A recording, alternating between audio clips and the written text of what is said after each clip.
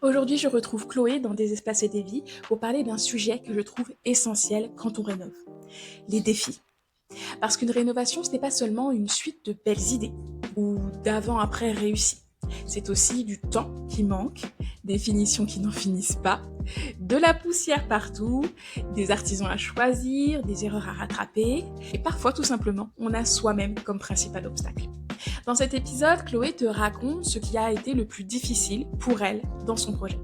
On parle de perfectionnisme, de charge mentale, de moments où on bloque, de motivation qui fluctue, mais aussi de cette réalité très concrète quand on travaille pour soi.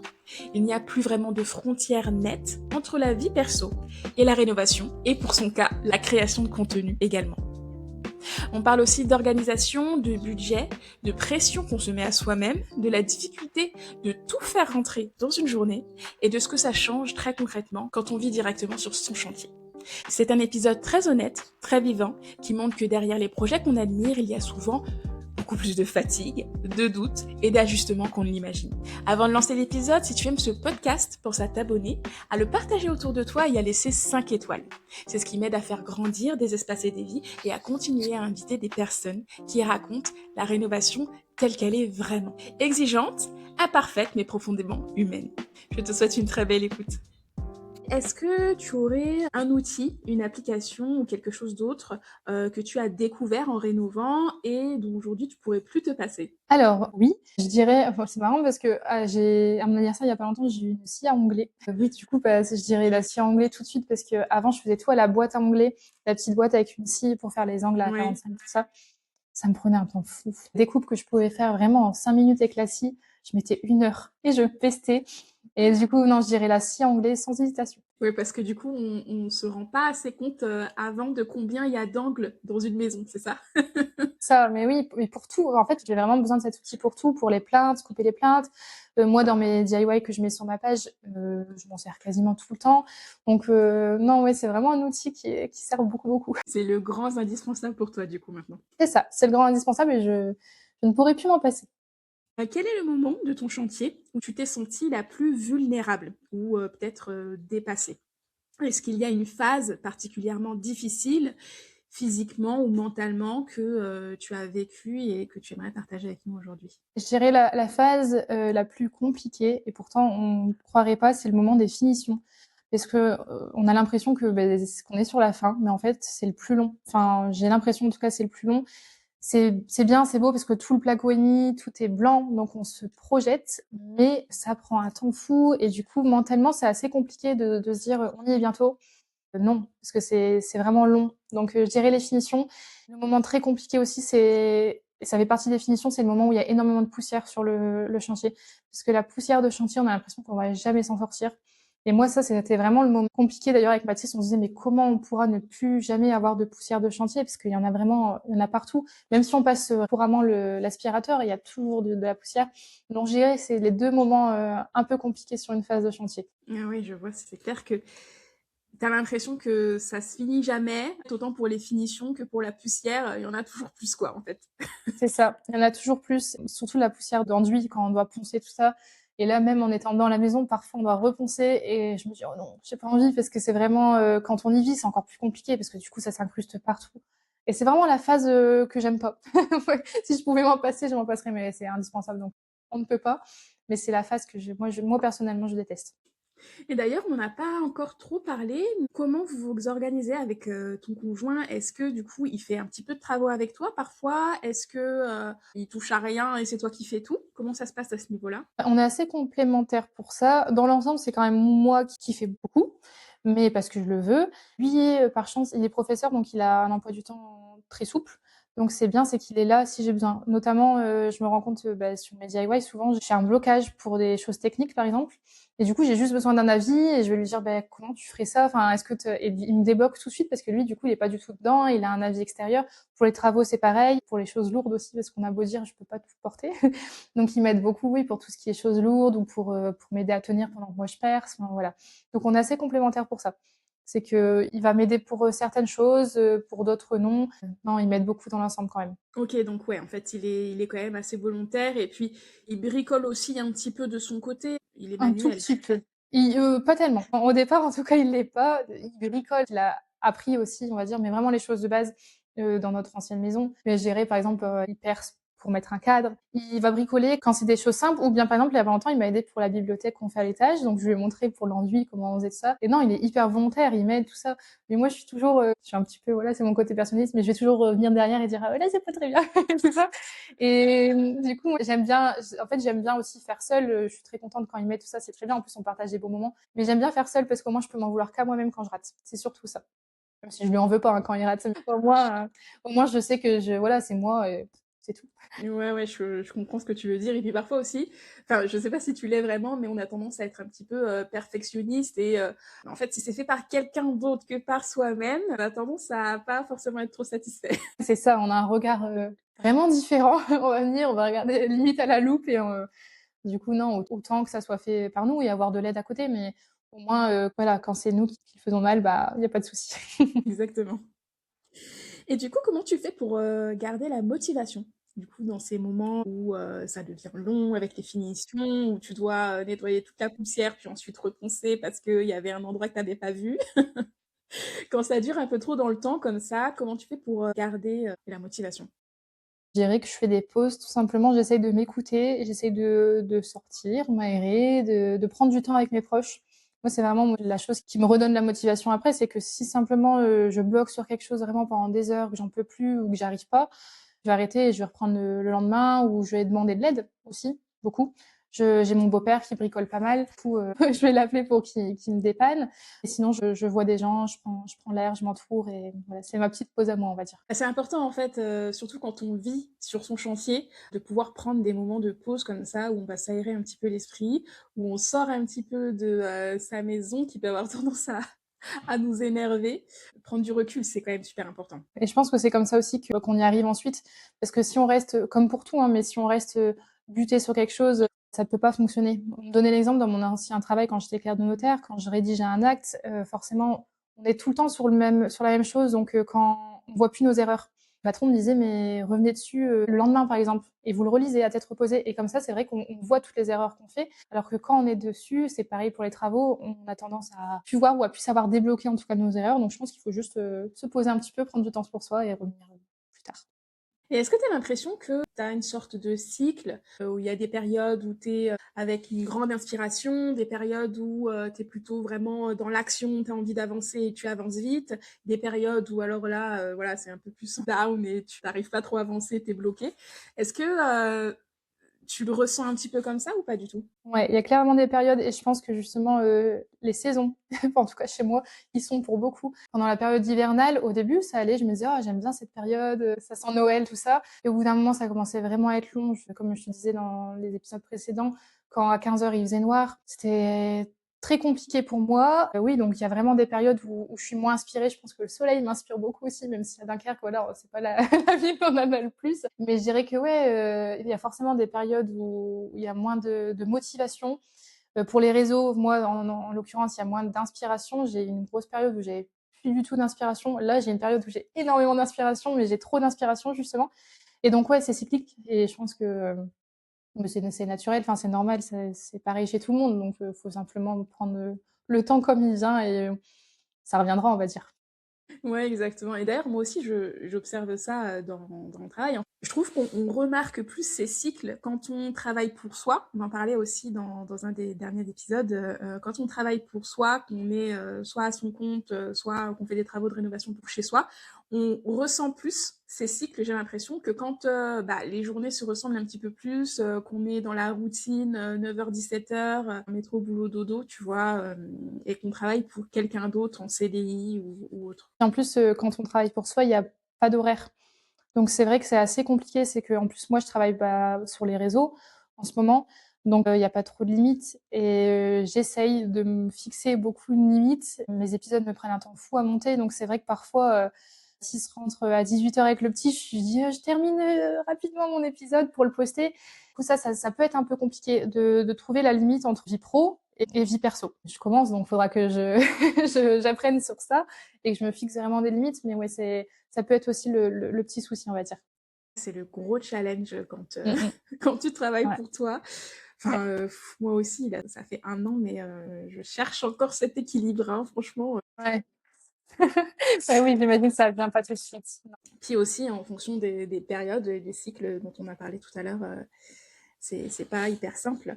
Et du coup, en termes d'organisation et de planning, on a vu tout à l'heure que bon, t'avances au fur et à mesure. Quand il y a une chose qui doit être faite, tu la fais, mais t'as pas forcément de limite en termes de date pour la fin de ta rénovation. Alors, comment tu décides ce qui doit être fait aujourd'hui? Comment tu t'organises quand même? Comment tu fais tes to-do list?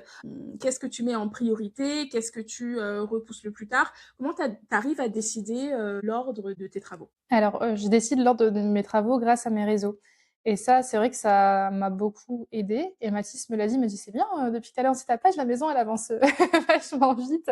C'est vrai que ça me permet, bah et d'avancer parce que, bon, du coup, forcément, il faut avoir du contenu à sortir, donc il me faut que je fasse les travaux. Donc ça me permet d'avancer et ça me donne aussi une sorte de planning parce que j'essaye d'être organisée sur, mes réseaux, même si ça aussi, ça demande du temps, d'apprentissage.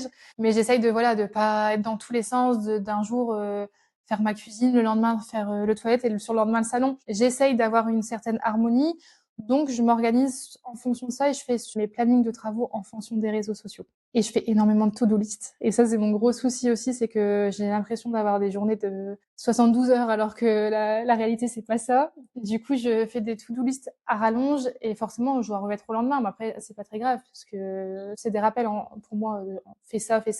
Mais je fais des grosses to-do list, la veille surtout. De la veille pour le lendemain, c'est ça? Je me mets des tâches mon agenda, il ressemble à rien du tout. Je me mets des tâches, un peu tout le temps en fonction de ce que je dois faire et à chaque fois, la veille au soir, je réorganise ma journée du lendemain. En fonction des tâches, je me dis: «Bon, bah, alors ça, c'est urgent. Ça, je l'avais mis là il y a 3 semaines, mais ça peut être fait, c'est pas très urgent». Donc voilà, tout le temps la veille au soir, j'organise ma journée en fonction des heures, tout ça. Je me dis: «Bon, le matin, tu fais ça, l'après-midi, tu fais ça». Bon, la réalité, c'est que je ne fais pas tout ce que je mets sur mes listes parce que c'est pas possible. Mais ouais, je fais beaucoup de to-do list.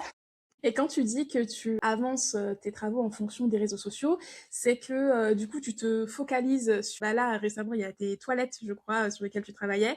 Tu te focalises sur cette pièce parce que c'est cette pièce pour laquelle tu dois faire un avant-après que tu dois sortir tel jour, c'est ça? C'est ça. En fait, il y a une certaine pression, mais que je me mets moi-même, hein, je pense. Et sur les réseaux, c'est que, enfin, j'allais dire, on sait, non, on sait pas, c'est peut-être un petit peu prétentieux de dire ça, mais on pense en tout cas qu'il y a une certaine attente des gens derrière, parce que j'ai déjà eu des messages qui me disaient, alors, tu sors quand cet épisode, tout ça. Par exemple, pour l'exemple du toilette, j'ai pas intérêt à mettre 3 semaines d'attente entre chaque épisode, parce que il y a beaucoup d'abonnés qui sont venus suite à la rénovation de mes toilettes. Donc, je peux pas me permettre de dire, bon, bah voilà, je t'ai mis un épisode, la suite, tu l'auras dans 2 mois. Donc, grâce à ça, oui, ça me permet de me focaliser sur, pièce par pièce, ou en tout cas, dans la continuité, parce que là, je fais beaucoup le toilette et le couloir en ce moment, mais c'est les 2 pièces dans la continuité. Donc oui, grâce au réseau, ça me permet d'être un peu organisée. Ok, oui, donc en fait, c'est ça qui sert ton organisation, c'est parce que tu as les réseaux derrière que tu es aussi motivé, j'ai l'impression, parce que tu as en quelque sorte des gens qui t'attendent derrière. Voilà, c'est ça, on va dire ça, parce que sinon, c'est vrai que sans les réseaux, je faisais simplement les travaux, bon, comme ça pour moi, c'est ce que je fais, je l'ai fait pour moi, mais je veux dire, si j'avais pas d'attente derrière, je pense que je serais beaucoup plus désorganisée, mais ça serait OK aussi parce qu'en soi, il y aurait pas d'attente derrière. Mais je pense que j'aurais plus tendance à faire, voilà, une petite déco dans une chambre, après, dans mon salon, ensuite, voilà.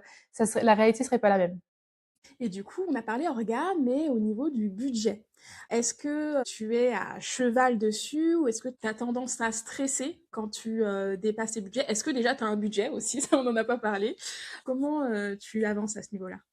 J'ai pas tendance à stresser. Enfin, c'est pas dans ma nature, je suis pas stressée, mais par contre, alors oui et non, parce que du coup, je fais beaucoup de ressourcerie.